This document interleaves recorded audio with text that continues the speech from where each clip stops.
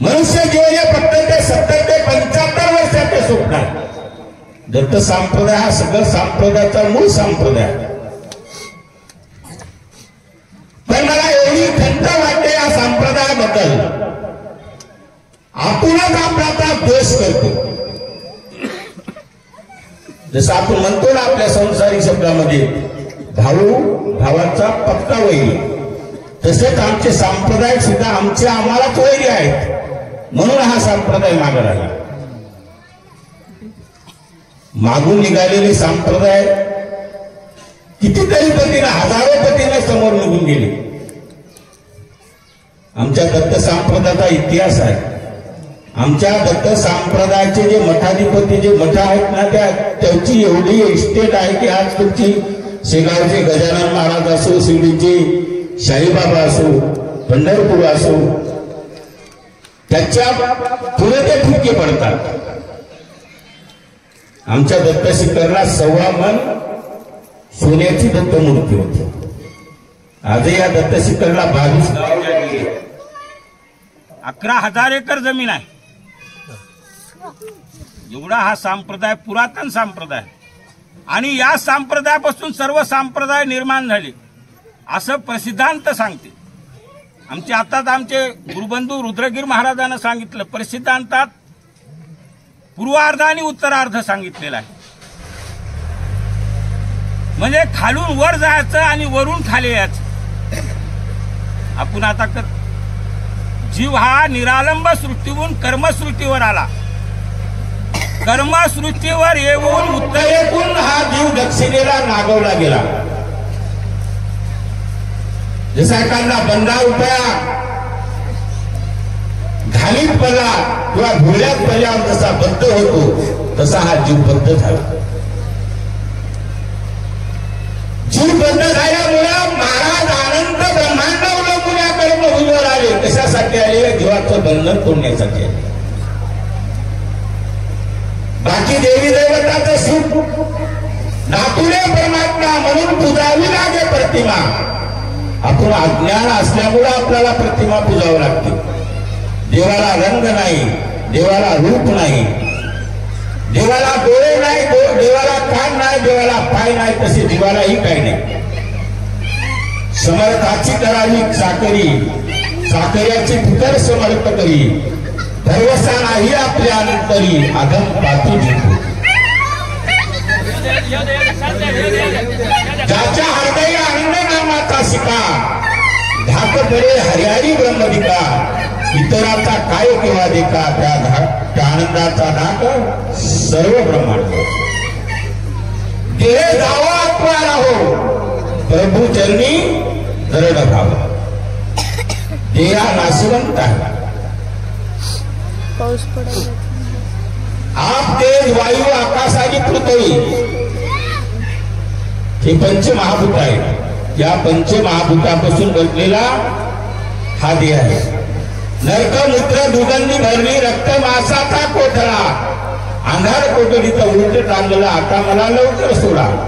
दीनदयाला भक्तवत्सला येऊ द्या माझी दया, येऊ द्या माझी दया, तारिता तुझी कोणी नाही बा सकिया. चुकून येते चुकलो आता, अंत नका पाहू, अंत नका पाहू की देवा निष्ठुर नका हो.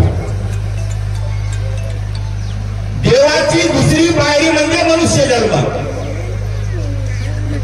आताच आमच्या गुरुबंधू रुद्रगिरी महाराजांना सांगितलं, किती योन्यामध्ये तुम्ही जरी जन्म घेतला, गुरु महाराजांची ओळख करायची असेल, आपल्या मालकाची ओळख करायची असेल, अहो ज्याला रक्ताचं दूध करण्याची ताकद त्या गुरु महाराजांमध्ये आहे. आपल्या विनंतीमध्ये म्हणलेलं आहे, देवा दत्ता तुला माझी अवधी चिंता, जे जे पाहिजे ज्या वेळी ते तू देशील त्या त्या काळी. एवढी त्या गुरु महाराजाला आपली काळजी आहे. पोटामध्ये आपण जन्म घेते वेळेस सुद्धा रक्ताचं दूध त्या गुरुमाऊलीनं त्या दत्तमालकाने केलं. तर जन्मल्याच्या नंतर आपली सगळी काळजी करणारा तो आहे. परमार्थाच्या मंदिराकडे कोणी तुम्ही एक पाऊल टाका, परमेश्वराकडे तुमचे 10 पाऊल पडतात. म्हणून मनुष्य जीवन हे स्वप्नासारखं स्वप्न आहे आणि जसं स्वप्नामध्ये आपण राजा होतो पण स्वप्न संपल्याच्या नंतर जाग आल्याच्या नंतर जे ती अवस्था तशीच असते. म्हणून मी सांगतो हे स्वप्नरूपी जीवन आहे. मनुष्य जीवन हे 70 ते 75 वर्षाचे स्वप्न आहे. जसे स्वप्नामध्ये दिसणारे सुखे झोप उघडता समाप्त होतात त्याचप्रमाणे या जीवनरूपी स्वप्नामध्ये आम्ही गोळा केलेली सुखे व सामुग्री मृत्यूनंतर येथे पडून राहते. आमच्या सोबत येते त्या जीवनामध्ये आम्ही केलेली चांगली वाईट कामे, आम्ही केलेली भक्ती. म्हणून स्वप्नरूपी जीवनामध्ये भौतिक सुखाच्या मागे न धावता आत्मसुखाच्या मागे धावा. आपले प्रारब्ध सुधारण्यासाठी भक्ती, सत्कर्म, साधू संतांची सेवा करणे आवश्यक आहे. हेच आपल्या पूर्वजांची शिकवण आहे. ज्याप्रमाणे आपल्या बालकाचा बाप कोण हे केवळ आईच सांगू शकते. संत महापुरुषाचे चारित्र्य आपण वास्तव घेतो पण हे महापुरुष कसे झाले, कशासाठी झाले, त्याने कशाचा त्याग केला याचा विसर आपण पडतो. संत महापुरुष समाजात मिसळतात पण समाजासारखे नसतात. जसं कमळाचं पान, कमळाचं फूल पाण्यात असते पण पाण्यापासून अलिप्त असते त्याचप्रमाणे संत सुद्धा अलिप्त असतात. शिष्य म्हणजे काय, गुरु म्हणजे काय, ज्याप्रमाणे तुम्ही जसा समजा एखाद्या महिलेनं लग्न लावल्याच्या नंतर जसा पतिव्रत धर्म आहे त्याचप्रमाणे संप्रदाय हा पतिव्रत सारखा. तुम्ही कोण्याही देवाचं दर्शन करा, विठ्ठलाचा करा, हनुमंतरायाचं करा, महादेवाचं करा, मसाईचं करा, कोण्याही परमेश्वराची जरी तुम्ही नतमस्तक होत असाल तर देव आपल्यापेक्षा श्रेष्ठ आहे. पण गुरु महाराजांनी तुम्हाला जो मंत्र दिला असेल, रामकृष्ण असो, देवदत्त असो, अनेक काही असो, मानभाव संप्रदायाचा असो, पण आपण देवदत्त म्हणून तिथं नतमस्तक झालं पाहिजे.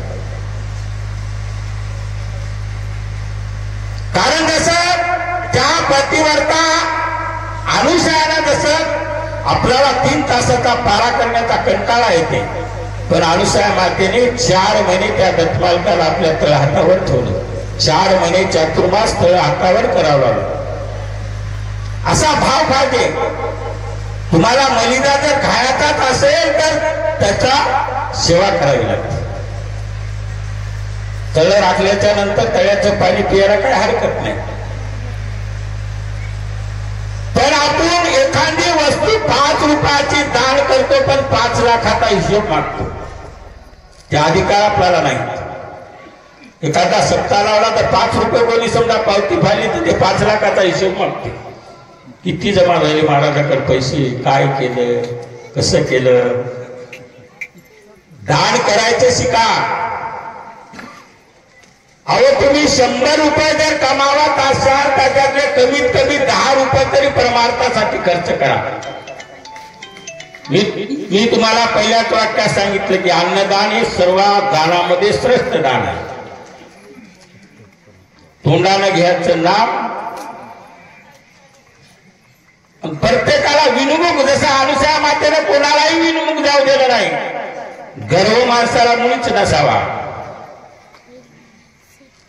आम्ही बडलो पण कळलो नाही.